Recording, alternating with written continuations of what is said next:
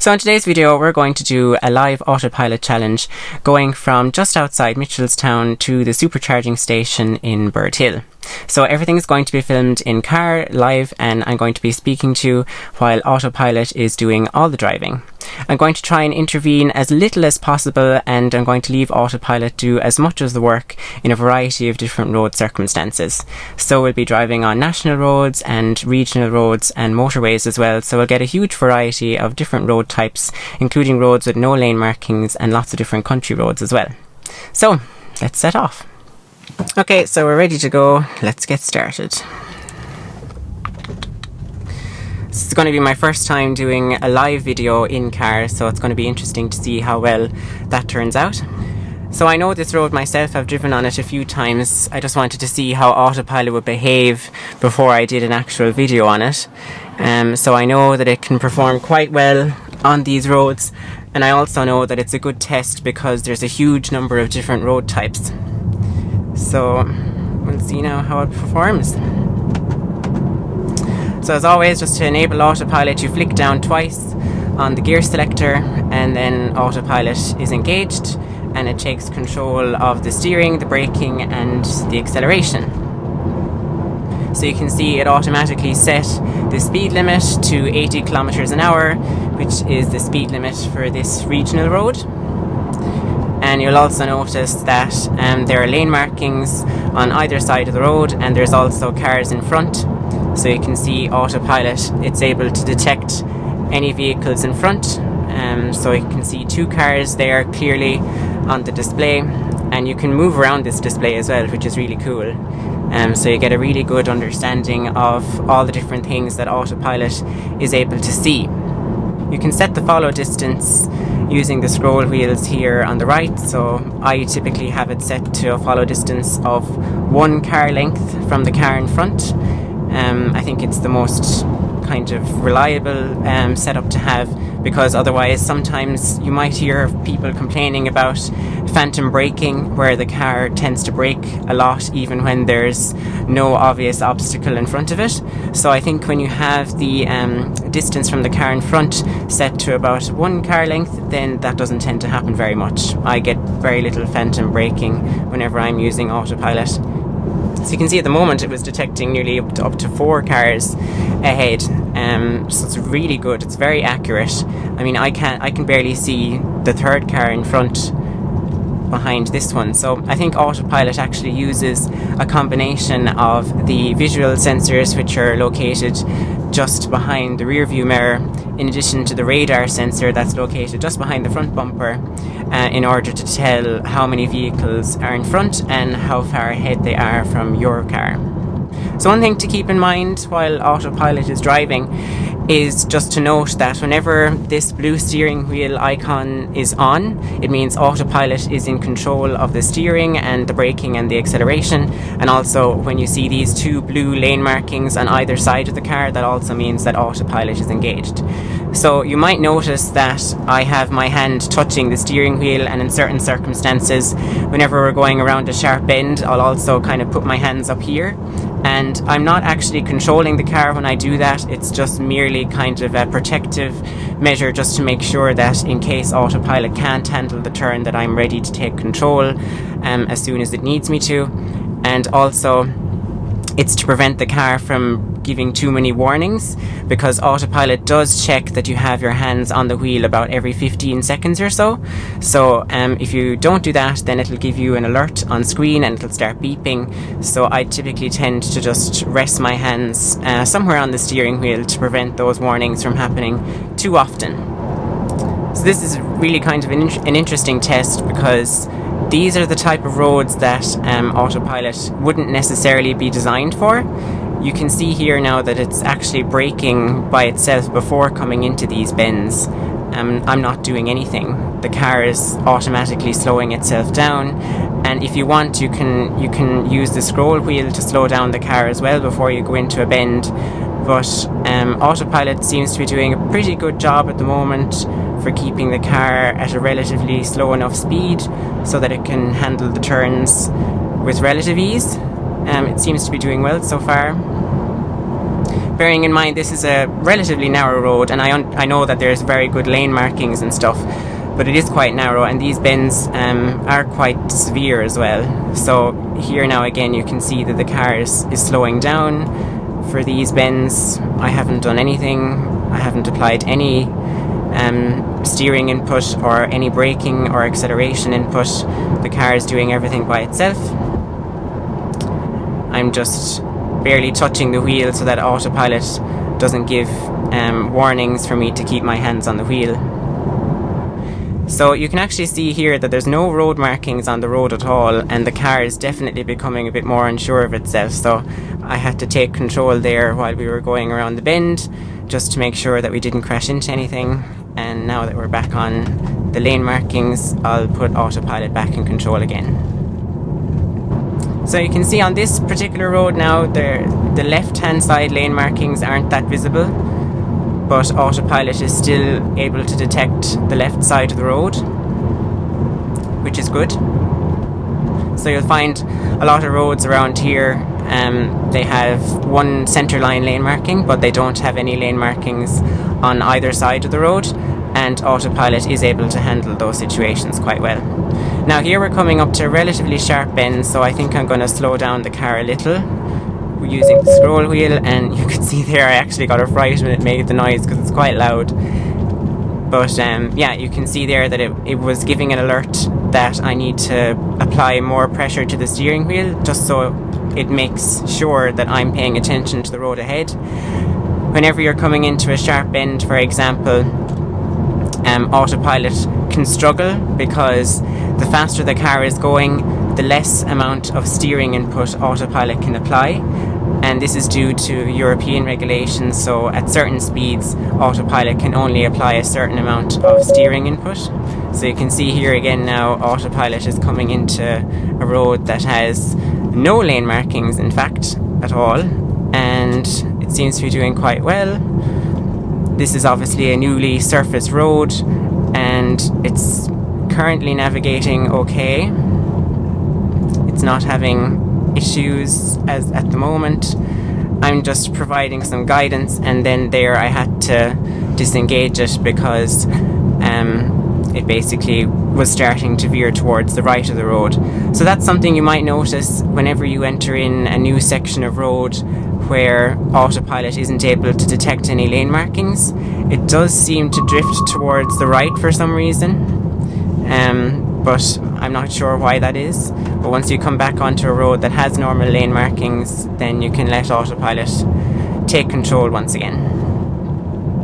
So here now we're approaching a sharp bend. I haven't done anything, and the car has automatically slowed itself down to about 30 kilometers an hour, which is very slow.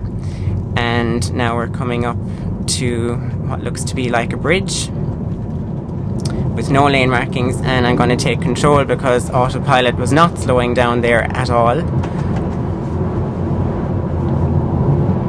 And now autopilot is back in full control again. So there are circumstances like that where for some reason autopilot doesn't slow down. I'm not sure why that is. Ooh. So it braked very harshly there when it detected the truck, but it seems to be okay now.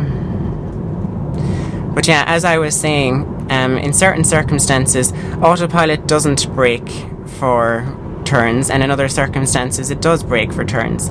So I'm not really sure why in certain situations it decides that it doesn't need to brake, and in other situations it brakes quite harshly. I've noticed that sometimes if you come up to a bend that has those yellow and black arrow signs to indicate that it's a very severe bend, then autopilot does nearly, I say 90% of the time, brake. And then for other roads you might find that you're approaching a severe bend and autopilot just bombs along at the standard speed limit and doesn't bother slowing down at all. So in those circumstances you definitely need to use the scroll wheel or else take manual control, because autopilot, it will try to go around the bend, but you'll end up getting an alert to say that the steering input is limited, and it will actually traverse over the lane markings, and that could be quite dangerous, especially if there's any oncoming traffic or if there's a ditch on the side of the road. Autopilot could go straight into the ditch. So you definitely wouldn't want that to be happening. So again now, since we've entered a new speed limit zone, I had to just touch the speed limit icon there on the center console touch screen, and it automatically increased the speed limit. So there now you could see it went around the bend pretty quickly, and it gave me the warning to say that auto steer is limited. So for these bends, it seems to be taking them more aggressively. And again, I don't know why, because you saw before that it was braking quite severely for some of those bends, whereas now it seems to take them at speed. So I'm going to manually make some adjustments like there, so that it takes the bends a bit more cautiously. But again, autopilot is still doing all this steering. So far on the roads you've seen, these definitely aren't motorways. They're definitely not dual carriageways. They're pretty rural Irish roads, some of which didn't have any lane markings, some of which had very poor lane markings on the side of the road. And you also saw that there were quite severe bends along the trip as well, and we encountered some bridges and oncoming traffic, and autopilot was able to handle a lot of it. But I did have to take control, say for example when we were coming up to that bridge, because it wasn't slowing down and I was afraid that it was going to go straight into the wall that was around the bridge. And then again, when we were going through that town, there were no lane markings at one section and there was oncoming traffic, and we saw that autopilot was going to go towards the right hand lane, which was quite dangerous.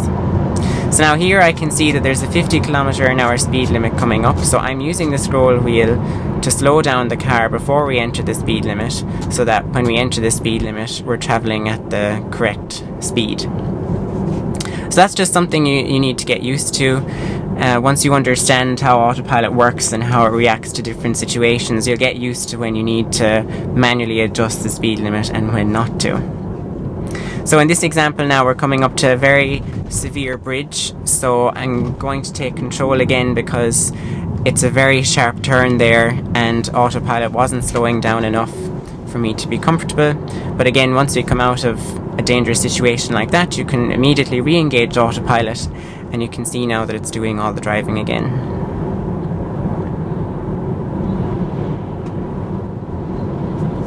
Now here I had to take control again because it looked like it was going to go straight into that house.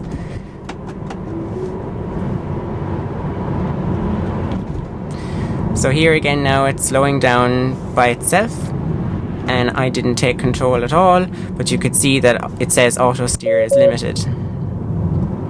So that was an interesting one there, because I really wanted to grab the steering wheel, especially when I saw that other car that was coming, but autopilot did it itself. Now again, autopilot has slowed down itself here, but I am using the scroll wheel as well to give it that little bit of extra reassurance that it will maintain a slow speed, because there was a high curb there. So you'll see for like this entire journey, I think I've only been driving for maybe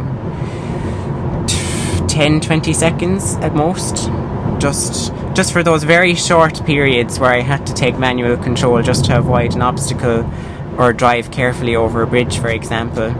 And then the rest of the time autopilot was engaged and driving away by itself. So I often say whenever I'm talking to someone online that, you know, autopilot does about 90% of my driving, and that's definitely true, because most of the roads that I drive on aren't like this. They're a lot, usually they're kind of like dual carriageways, or most of the time they're good national roads. So autopilot can handle those really easily. It doesn't have to deal with any of those sharp bends or poor lane markings that we saw before. So usually I'd be going like to and from Kerry to Limerick, for example, and autopilot literally does all my driving, and the only times I need to take control are when I come up to an intersection, or when I need to go through a roundabout, for example, or when I'm coming into cities as well. Sometimes you need to take control because if there are any cars that are parked on the side of the road, autopilot tends to drive really closely to them, and it just makes me a little bit uncomfortable. So I tend to take control in those situations. And again, I'm just slowing the car down before we come into the new speed limit. Another thing Autopilot doesn't detect are those guys there that we just went over, speed bumps. It doesn't deal with speed bumps at all. So again, that's an instance where you can either use the scroll wheel to slow down, or you can just temporarily disengage the Autopilot and apply the brake.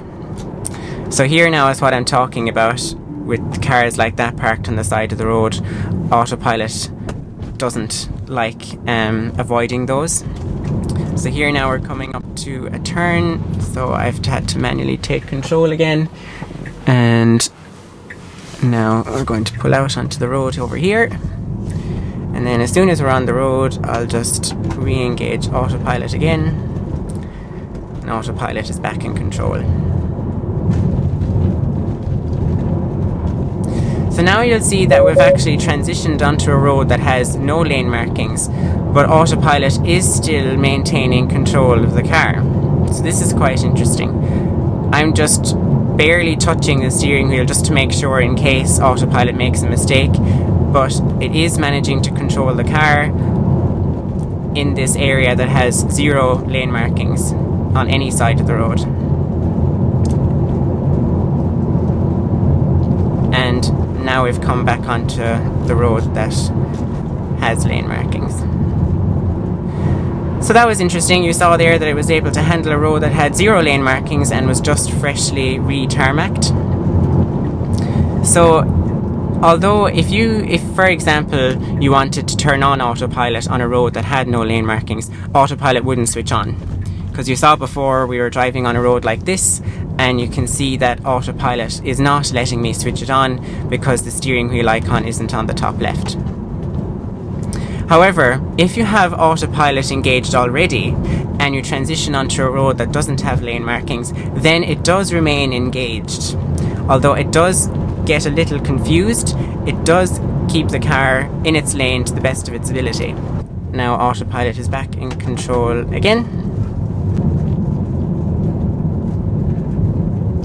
So you can see it's slowing down quite significantly for this very sharp bend, but it was able to handle it quite well. Now that was a very, very sharp bend, and Autopilot was able to handle it very well.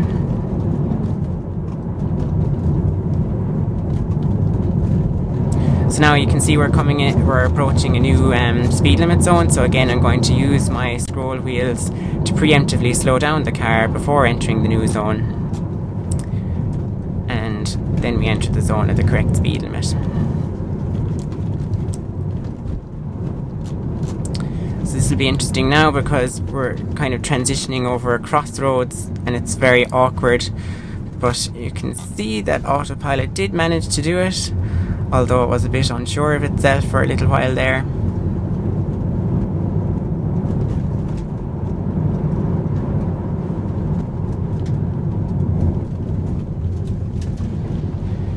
So now you can see that it's handling all these turns quite well.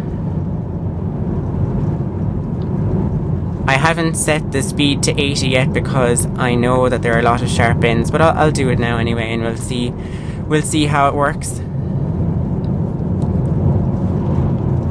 You can see why I didn't set it to 80, because if Autopilot is coming into a bend and it doesn't slow down fast enough, then it will try its best to navigate around the corner.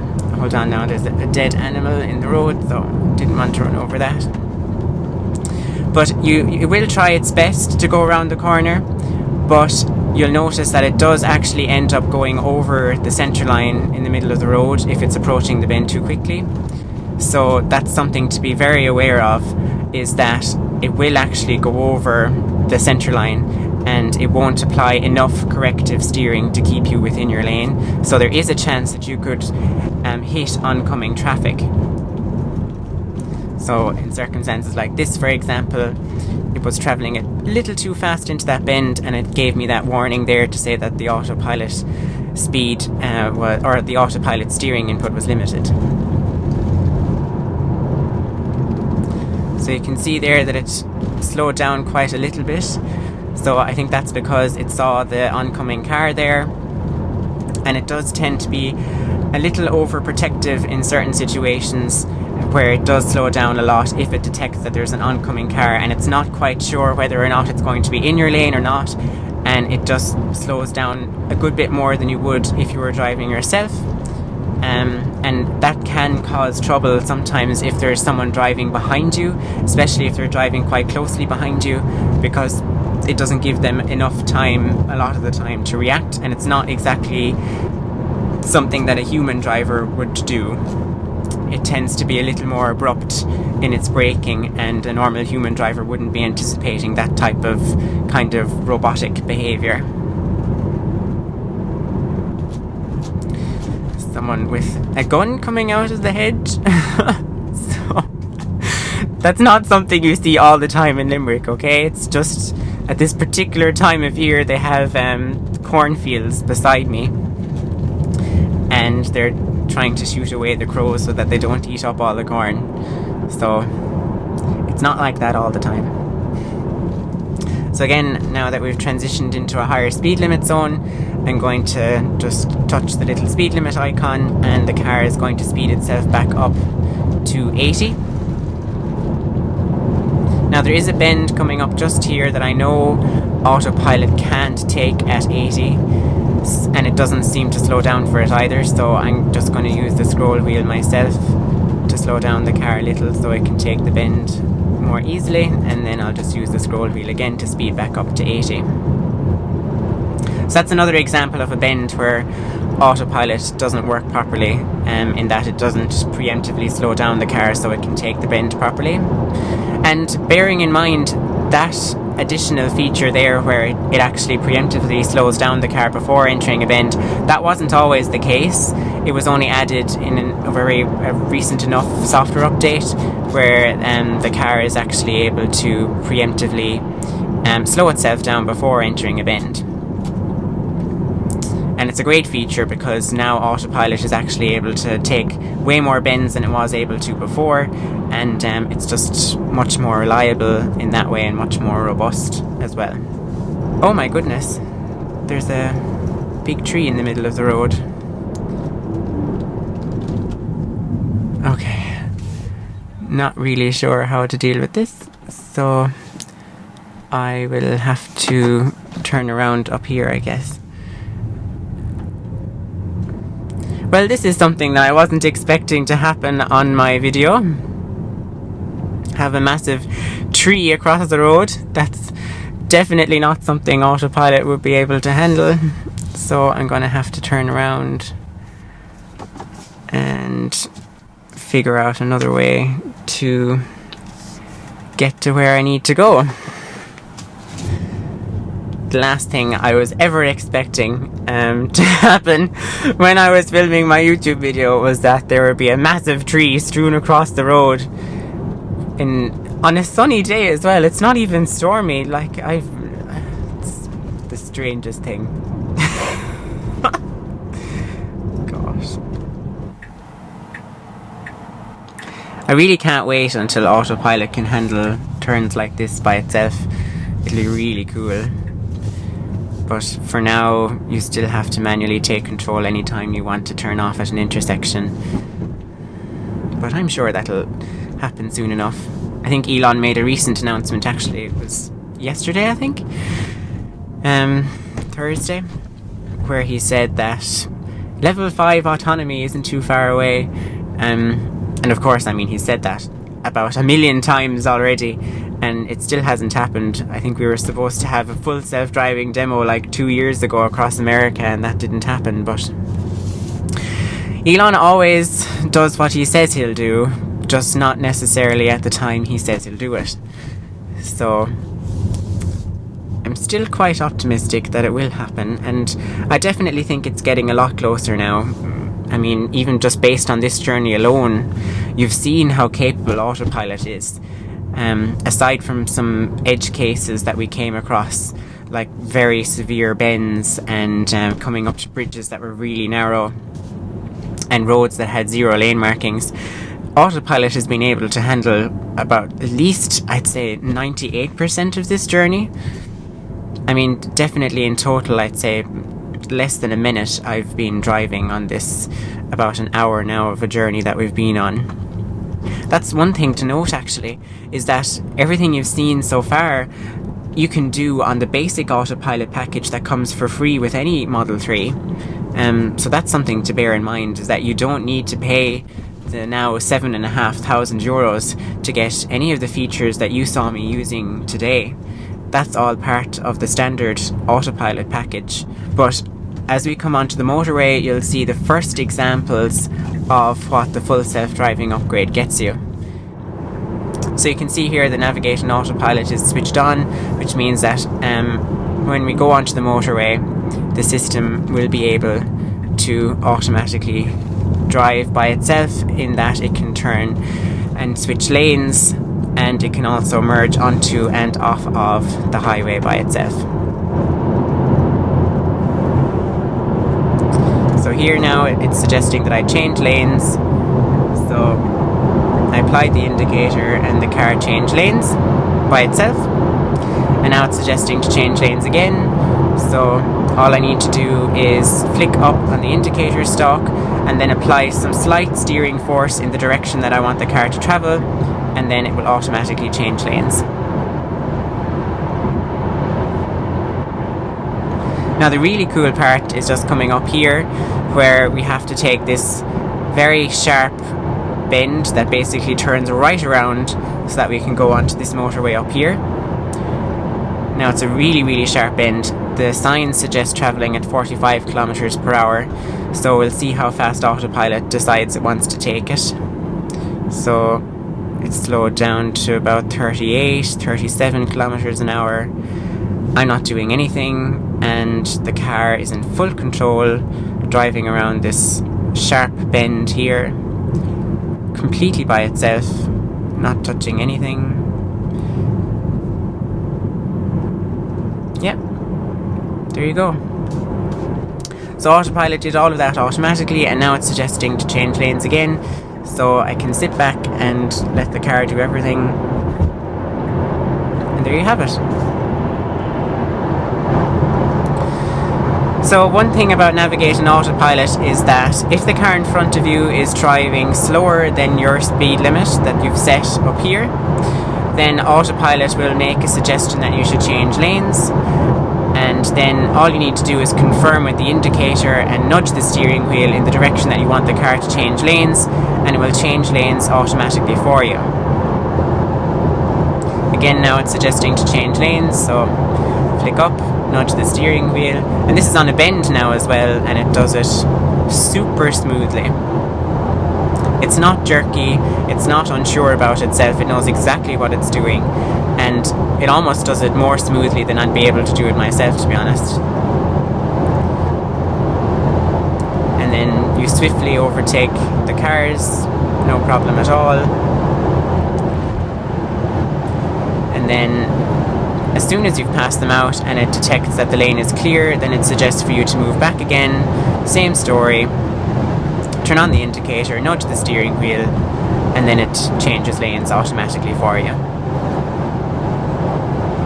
So that's one difference between the European Autopilot and the American Autopilot, is that you do actually have to confirm on the steering wheel that you want to change lanes.